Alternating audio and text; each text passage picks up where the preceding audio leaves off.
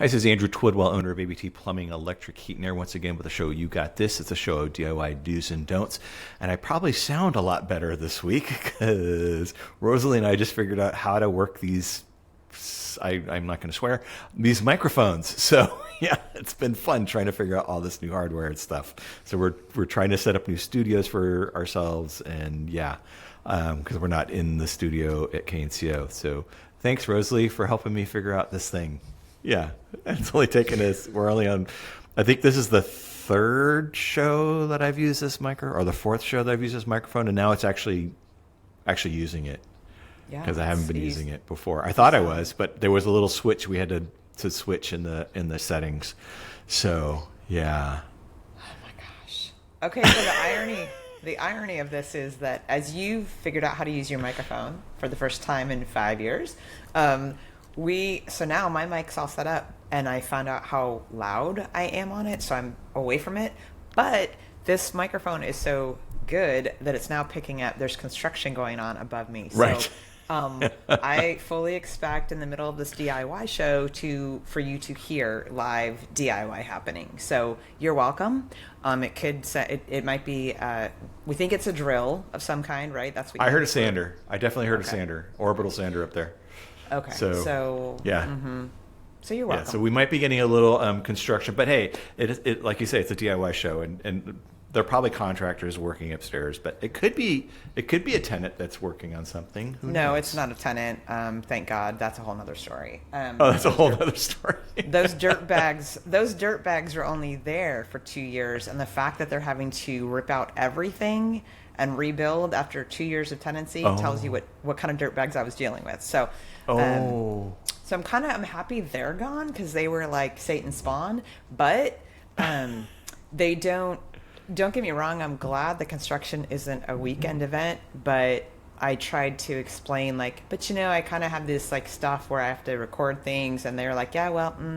So yeah, sorry. It is what it is. So you might hear some background noise, but I'm excited to. But that tells you a whole redo. That's a funny story because I was actually working in Pacific Heights when they were recording Mrs. Doubtfire at the house on Vallejo Street, and I was right around the corner, and I was walking down the street with a Sawzall, and the film crew's like, okay, you can't use your Sawzall right now, and I'm like, yeah, I'm gonna use my Sawzall. Are you gonna pay me not to use it? Because then I'll be okay with it. But I get paid when I work, and I don't get paid when I don't work. So yeah, I don't know. I might have made it onto Mrs. Doubtfire by that, but I don't know. But you didn't get a starring credit though. I did not get a credit for that. No. But I was working. It's funny though. That was Robin Williams, and I was working with a guy that actually studied in Juilliard with Robin Williams. He was a plumber, like me, but yeah. He went through Juilliard and then hitchhiked his way across the United States and ended up at a Zen Buddhist monastery at Tassajara. So yeah, and then became a plumber. Yeah. Wow. I worked for some interesting people in San Francisco. That's impressive. Yeah. So Juilliard took him to plumber. That's not a route you would expect to see, but I can't talk because I live in Los Angeles, and so everyone you meet everyone's an actor, everyone's a writer. And I'm not making, there's a memes created around that, but it's true. Everyone you meet is 7 things, Right. They stock. And they're in between. Shelves. They're just doing this on the side till they get get found. Yeah. Some people have 7 jobs. I'm like, wow. I don't know if I've ever wanted to perfect a craft so bad that I would have 7 jobs to support it. But I'm just that kind of person. I give up after a while. I'm like, it's not going to happen. I studied acting and singing for 4 years. And that was my problem. I just didn't have a passion for it. And the amount of passion that you have to have for those type of jobs to go through the struggles that you have to go through. Yeah, that was a bigger barrier to me than anything else. Because I was like, I'm not going to be going to audition after audition after audition after audition. I can just go get a job and I can make a living. So yeah. And out of that group of people that I studied with, I've not seen anybody that made it. I mean, I was in a group of people. All told, there was 4 years, probably about 60 people, and there was one guy that actually made it, but he was Hispanic. He was actually from Spain, and he made it on Mexican TV, and did really well. So I have to change that. So there was one guy, but nothing in the United States market. Yeah. So his name wasn't Pedro Pascal, was it? Because if you want to hook up that contact info, that would be amazing. I know people that would pay for that data. I could really make a living off of that. He's kind of a big deal. He's kind of a big deal right now. So I no. Well, he was older than me, so he'd be in his 70s by now, probably late 60s, early 70s. Oh yeah, no, not the same guy. Yeah. I mean, this is going back to, like the late 80s, early 90s kind of thing. Yeah, showing my day. I mean, yeah, I was around the same time I was working around the corner from Mrs. Doubtfire, right? Filming of Mrs. Doubtfire. That kind of dates me, right? So it's been a while. That's harsh. When I think about the 80s, I think I told you a couple weeks ago we talked about this. I just watched Fast Times at Ridgemont High, and I was looking at Sean Penn, and I was going, oh my God, like from that, like stoner to what he turned into. To Spicoli, I didn't see that. Didn't see that path. No. Not. Yeah, that was my. Yeah, I remember seeing that. That was a movie you could go see without. It was before the 17 rating, and I remember going to see that, and I think it was like 15, and just walked into the movie theater by myself. Yeah. You were always. But speaking of you're a wild child, so whatever. Yeah, and it was San Francisco, so yeah, it was different. Yeah, we could go see theater. We could, take a bus. We didn't have to get any permission. We didn't have to get a ride from our parents to go see a movie. But speaking of dating ourselves, so we actually last Friday we went and saw Pablo Cruz. So speaking of dating ourselves, right? So we went to see Pablo Cruz with a bunch of my wife's high school friends and some of their kids. It was pretty fun. But yeah, that wasn't a genre I listened a lot to, but they were big fans, so it was kind of fun. Yeah. Nice.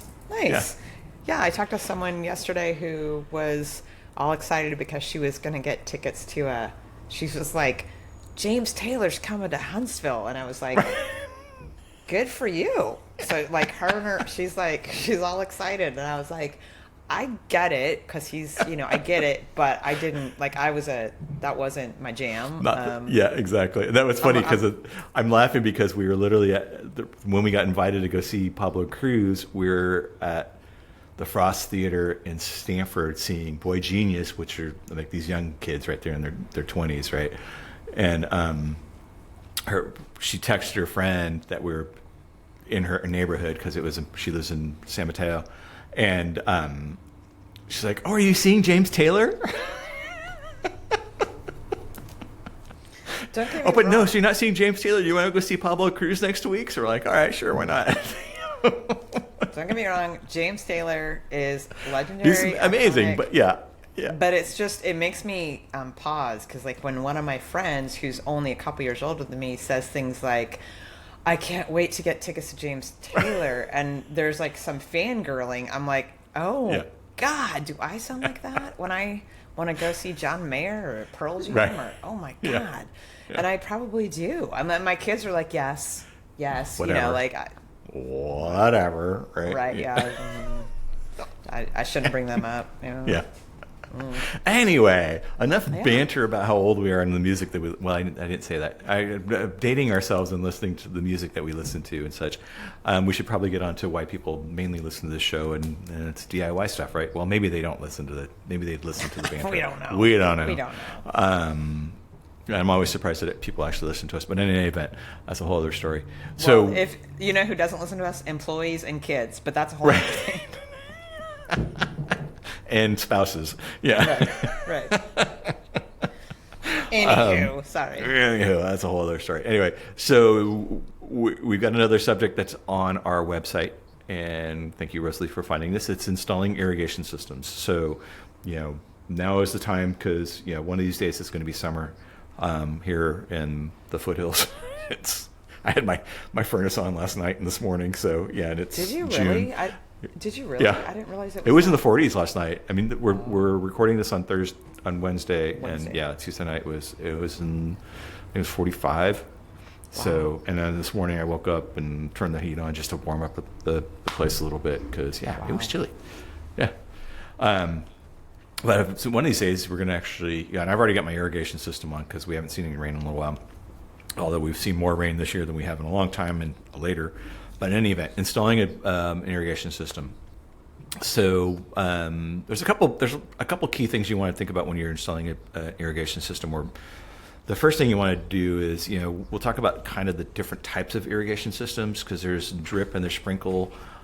There is low pressure sprinklers. There's the standard pressure sprinklers. So there's a bunch of different things that you can do. But let's just kind of, this be kind of a cursory, high level kind of look at what to do. And we've got more information on our website. But surprisingly, one of the first things you want to do when you're designing one of these systems is determine what your water pressure is. And you wouldn't really think about that, but if you've got water pressure if you've got pipe treated water and it's at like 75 psi, that's going to shoot water a lot further than if you've got pipe treated water and it's set at 50. So you're going to get it's almost, I can't remember the math on it, but it's more than double. It's kind of, pressure is kind of weird that way because it kind of compounds, right? It's kind of like earthquakes. So you're going to get a lot further stream on your sprinkler head, the more pressure. But so you want to know that when you're designing it, because you may install sprinkler heads that shoot out for 10 feet at X PSI, and then you come to install, you've got a higher pressure than what you were factoring in. Now all of a sudden they're overlapping, and you're not watering the area that you thought you were going to water, or you're not watering at all in an area that you thought you were watering because it's lower pressure than what you designed it for. So that is one of the key things you want to look at if you're going to be installing a sprinkler system, something that actually shoots water out as opposed to a drip system. So that's the first thing. Next thing you got to determine is what type of plants you're trying to water, right? And some plants like to have water on their leaves, and some plants really don't like to have water on their leaves because you get mold. You get all kinds of, like roses are one of those things where they really don't like water on their leaves. They like drip irrigation's much happier. I'm not a landscaper, but that's one of the little things I know about gardening. So determine what type of system you're looking at. So generally speaking, a sprinkler system where you're going to have water shooting out of sprinkler heads, that's generally going to be for a field or a lawn or something like that. And there are programs that you can use online that there's free programs you can use online. Like Rainbird, I know, has a really good program. I've used it a couple of times, where you can go in and you go out and measure the area that you're trying to water, the lawn that you're trying to water, and then what your water pressure is, and then it'll let you know how many heads you need, where the heads go, and how many systems you need, how many valves you need, because that's another thing you got to consider too. And you can't put 20 sprinkler heads on one valve because you're not going to get enough volume of water pushing through there to actually make the sprinkler heads work. So I can't remember what it is, but generally speaking, I know, like from my own house, it's about 3 or 4 sprinkler heads per valve. So those kind of programs will help you actually design that system. So you got to know the water pressure that you've got in your house. You got to know what you're trying to water. And if you're talking about a sprinkler system, you're generally talking about some type of lawn or meadow. And then plug it into the program, and it'll tell you what you're really looking at. How many valves, how many stations you're going to need. And that's pretty much where we're going to go with that in terms of irrigating a lawn. When you get into meadows, like I know I've got one field in our house that I just I sprinkle a bunch of wildflower seeds out there every year, just kind of try to attract the hummingbirds and try to make it a little nicer than just thistle and dandelions and nasty stuff, grasses. And I've got a thing set up there where I just have a portable spray head that I put on a hose and water it every couple months or something like that, or a month, just to give a little bit of water. So there's that's kind of the where the gamut of sprinkler heads, right? And I know I had another house where I put sprinkler heads for another meadow with a system just set up with piping. But in any event, I'm squirreling. Let's talk about drip irrigation. This is one of the things that I actually really like, drip irrigation, because it is really simple to install. So if you've got specific plants that you need watered, not an area that you need water, drip is really the way to go. If you've got a bunch of little bushes or grapevines or different flowers or things that you want to have watered, drip is far superior than sprinkling the whole lot, sprinkling the whole area. You're going to get a lot fewer problems with your plants, and you're going to get much deeper watering for your plants. Your plants are going to be a lot happier. So there's a little bit more, and there's a little bit less involved with drip because of the fact that you can put a lot of a lot of emitters on one system. And like all mine, we've got on our property, I think I've got 6 drip stations. 3 of them are just set up on hose bibs with the little cheap irrigation boxes that you can get on from the home from B&C or A to Z, with a long line, a pipe that have the little emitters that go out just for every single plant. And then I'll set those up for watering for 45 minutes every other day or every couple of days, depending on how hot it is and how dry it is at that point of the year. Those are nice and simple. So, and the other nice thing about those things is it's all push fitting. So you don't necessarily have to have any expensive equipment. You're not even gluing pipe. All you're literally doing is just pushing the fittings together. And because of the fact that it's constantly emitting water, you don't have a lot of water pressure behind it because it's leaking all over the place. So you don't have, if you got 60 psi, the pipe that's feeding it is not at 60 psi because you've got all these emitters. It's dropping it down to probably closer to 30 or 40 psi. So the push fittings will actually work. Those are one of the systems that work really great. So, we've got planning the system, start by measuring the area that needs to be irrigating and drawing out your yard. And I did the same thing with my drip, figure out where you want it, what you're trying to water, and determine how are you going to lay that pipe, because it's kind of like, trying to draw something with one line and never lifting the pencil. It's sort of the same thing. You're laying the squirrely pipe out into your yard and trying to water everywhere, and it can go in a circle, it can go in a zigzag, depending on how you've got it laid out. But you want to figure that out so that your pipe will go in the right direction, and then lay it down. Consider the type of plants that you have watering that have the water requirements, the slope of your yard, and many obstacles that might interfere with the irrigation system. So if you've got a sprinkler head, you have buildings, you have porticos, you have retaining walls, you have all these things that you have to take in consideration that, I want to water on top of my retaining wall. It's only 2 feet. Is that sprinkler head going to actually get up and over that retaining wall? Probably not. You're probably going to have to put another station up higher, right? Choose the components, select the type of irrigation system you want to install, such as drip, sprinkler. Choose the right components, such as pipe, valves, sprinkler heads, and fittings. They're all specific. And even within like the drip, you want to know what size pipe you're using, because there's 1/2 inch OD and there's 1/2 inch ID. And they're 2 different types of things, right? Inside diameter, outside diameter. It's a completely different fitting. And if you start with one type, you're stuck with that. So you want to get all the fittings for that type of piping.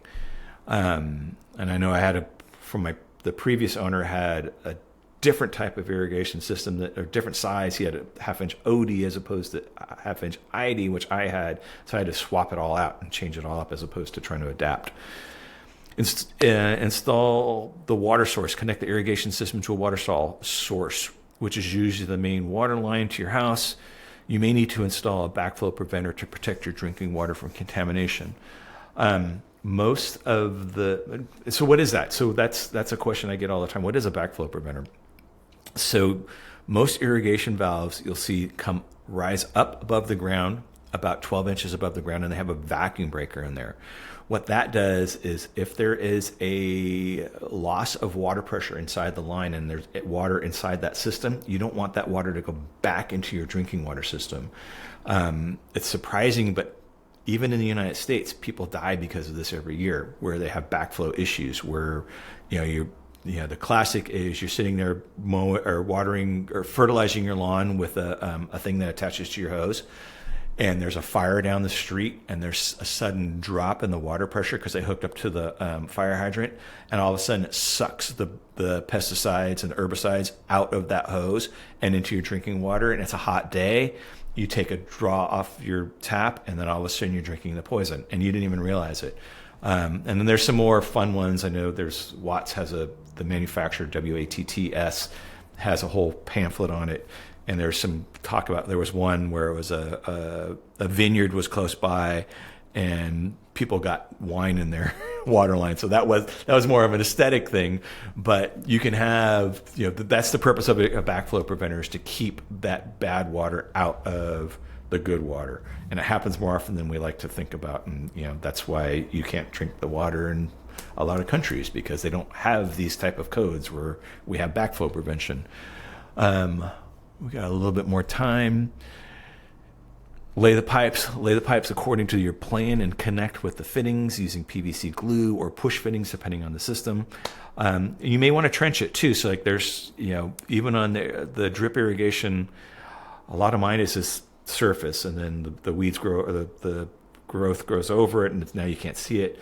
But you maybe go through a path. You might want to put it underground. That poly pipe, that thin-walled poly pipe, you might want, if you are going to bury it underneath like a walkway or something, it's a good idea to sheathe it with a piece of ABS or PVC, just so when you drive your tractor over it, lawn tractor, or walk over it, you're not going to put any holes in it, because that happens. So all the sprinkler heads, connect the valves, test the system, turn the water on and check for leaks, adjust the sprinkler heads as much as you can, maintain the system. So this is something that we kind of alluded to in a few other shows going back in the beginning of the season, getting ready for summer. Like a drip irrigation system, you'll usually have at the end of the line, you're going to have just a fold in the pipe with a little thing that holds that fold, which is essentially your cap. And before you start your system up, it's a good idea to open that pipe to so it's not capped any longer, and turn the water on and flush anything that may have gotten in there, any kind of small debris or anything, because those little emitters, all it takes is like the size of a grain of a sand, or even silt sometimes will clog some of those emitters, and you want to flush all that stuff out. So you want to definitely, and even on sprinkler heads, before you start it on any system, you want to flush that thing out. It's if you're changing any sprinkler heads or anything like that. And then lastly, remember to always follow the manufacturer's instructions and local regulations when installing an irrigation system. Good luck on your DIY project. So this is kind of a fun one, and I know it was kind of an overview and kind of scrolled all over the place. But hopefully it's kind of helpful, especially that Rainbird website. If you are trying to set up a system, you can definitely utilize those things, utilize that tool online and really set it up. And know your water pressure, know what you're trying to water, and know how many square feet you're trying to water. And if you do need help with fixing said irrigation system or anything else, plumbing, electrical, drain cleaning, we just started a new drain cleaning division, and I'm going to promote that a little bit. We've got a $97 special going on since we just started this thing. I'm trying to keep my guys busy, so any drain, $97. Or it's free. If we can't clear it, you don't pay. So that's our new thing. Give us a call. You can call us at 530-230-9092. That number again, 530-230-9092. You can find us on the web at abtplumbing.com and like us on Facebook. And yeah, don't forget about that $97 drain cleaning special. So if you got a clogged or slow drain, give us a buzz. 530-230-9092. Thanks for listening. We'll catch you guys next week. Bye.